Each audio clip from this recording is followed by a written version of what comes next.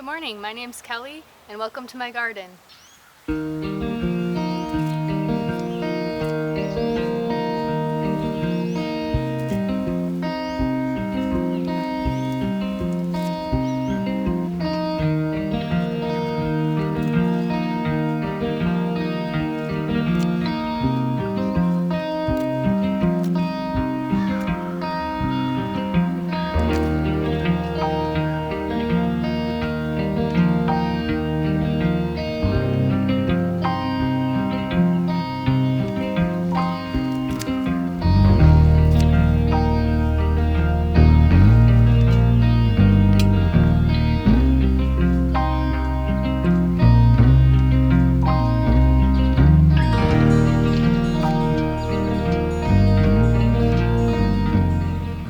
Exciting time of year in the garden because things have really filled out. Lots of things are blooming and there is lots to eat.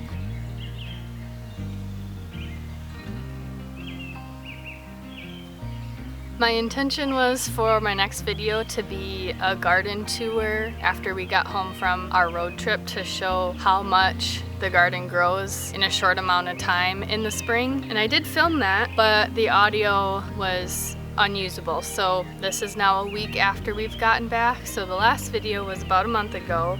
So let's just do a little walkthrough to show you how the garden has changed. Well, let's start from the beginning. We're at the garden gate. The peas, when we got back, were full and had one really good harvest, and now they kind of look like they're done. I don't really see any more blossoms. The sunflowers are no longer knee-high. They're like chin-high now. I've been having fresh chamomile tea. And look at these adorable little flowers on the thyme.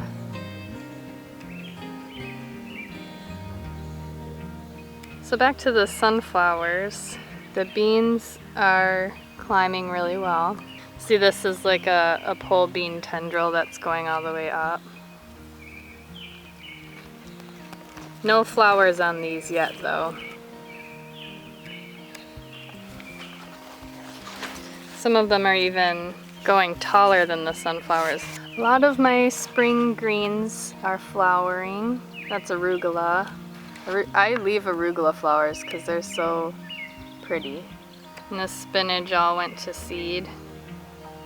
Spring greens don't typically like hot weather, and the whole 2 weeks while we were gone on our road trip, I checked the forecast and it was in the high 80s, low 90s, and full sun, not a cloud in sight, no rain. So my poor spring vegetables were pretty stressed. The lettuce in between the tomatoes is working out fabulously.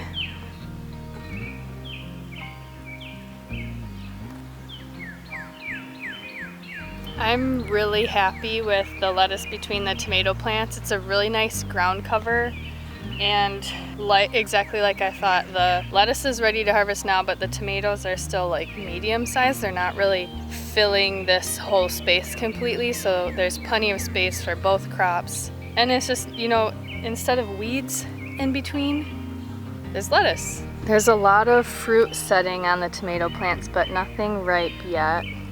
This is my favorite kind of tomato. It has these cool stripes. Even when it's ripe, it's like red with these orange stripes. It's called speckled Roman, which is ironic because it's striped, not speckled. This next row is really pretty. It's my peppers and flowers. It's mostly nasturtiums and cosmos.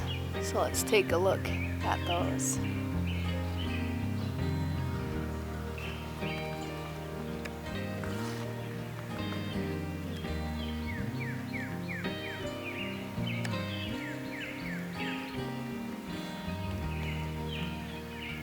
Nasturtium flowers are actually edible. They kind of have a sweet and spicy tang, spicy like a radish. These jalapeno plants from Menards, they are still quite a bit smaller from the peppers that I bought from my friend, but I don't know, they look okay. I might pick some of these for my salad.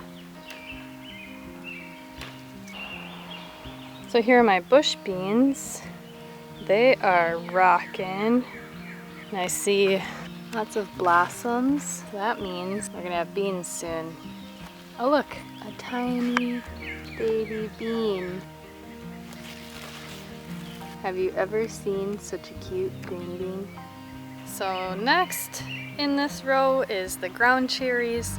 And if you remember from the last video, they were like this big and they were ridden with tiny little holes from the flea beetles, which they still have a bunch of holes from the flea beetles, but they are much bigger and they are thriving. They have fruit setting. Let's take a look. Here's the fruit. And of course I have flowers planted with these too. Next we have our basil. This isn't an accurate representation because I just a few days ago harvested this really hard. So it's kind of skeletal right now. I wish you could smell this. And then right next to the basil is our milkweed forest. I haven't seen any monarch caterpillars yet, but I've seen a few monarch butterflies as well as a bunch of other pollinators. So that is really fun. Plus they smell amazing and they're cute and pretty. These little bugs are always on milkweed. They might even be called milkweed beetles.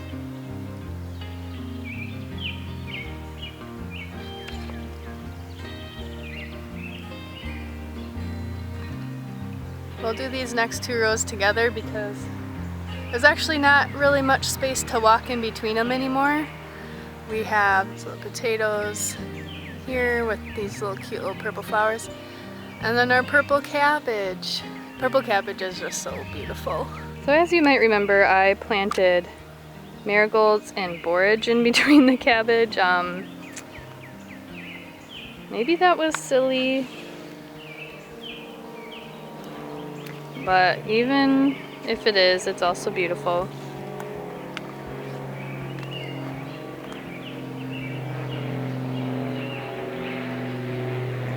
Gosh, I came out here at 6:30 a.m. to try and shoot a quiet, undisturbed video, and there's planes flying by, there's people driving to work.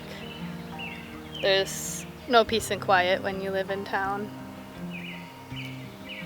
So these borage plants, flowers.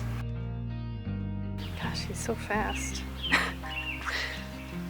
These borage flowers, these little blue alien star flowers have been attracting more bees, bumblebees, honeybees, more than any other. Like, you can see just how many orange blossoms are around in the garden. And even the milkweed, the native flowers. The borage is what the bees get off on.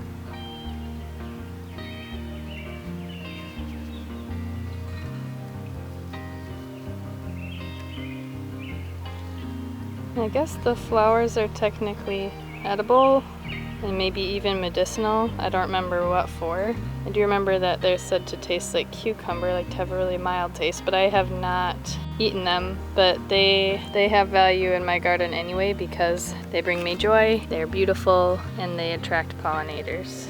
I think this might be the first year that I actually get onions. In the past, I've had a very bad habit of planting onions way too close together. Because when you get them, they're like blades of grass. So I spaced them way far apart this time, and it looks like they're actually growing and bulbing up. Here's some more arugula flowers.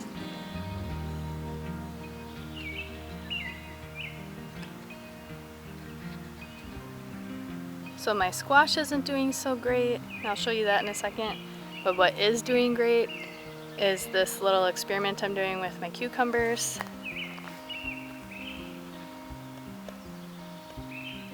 So I put this is actually 3 plants, and I put this tomato cage over them while they were young. And look at how they are just growing up it. I've not even trained them at all.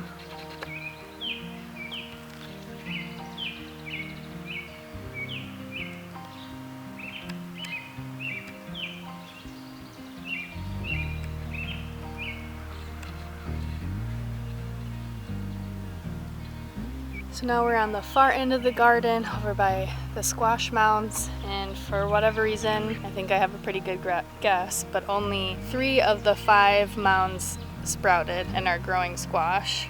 And the ones that did, all 5 seeds sprouted that I planted. Now here's my mound of summer squash, or the zucchini. They are pretty far behind, I think, for, you know, other people in this are already getting zucchini from their garden, and mine look like that.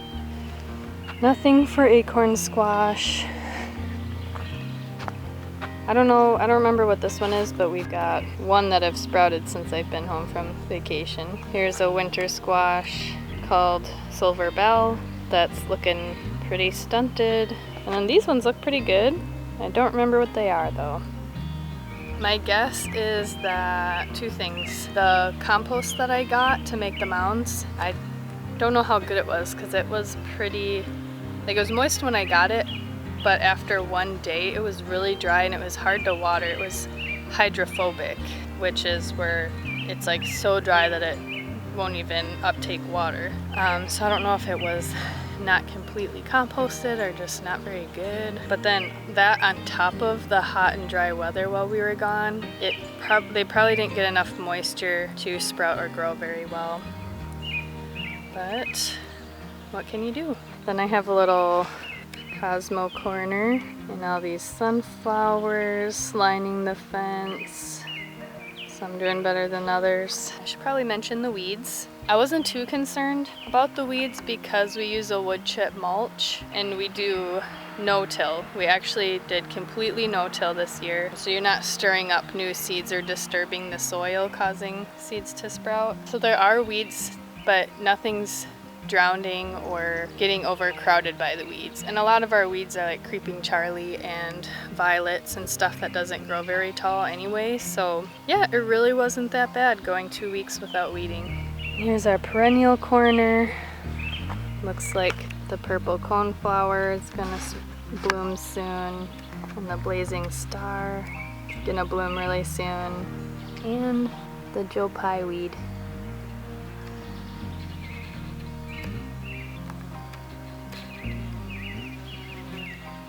Did you know that potatoes get flowers and they're the cutest?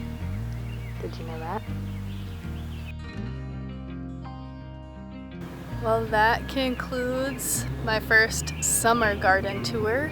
I hope you enjoyed it as much as I do. I wish you could smell the smells with me and hear the buzzing of all the bees, but this is as close as we can get. So I hope you have a beautiful day. Oh, and thanks for watching.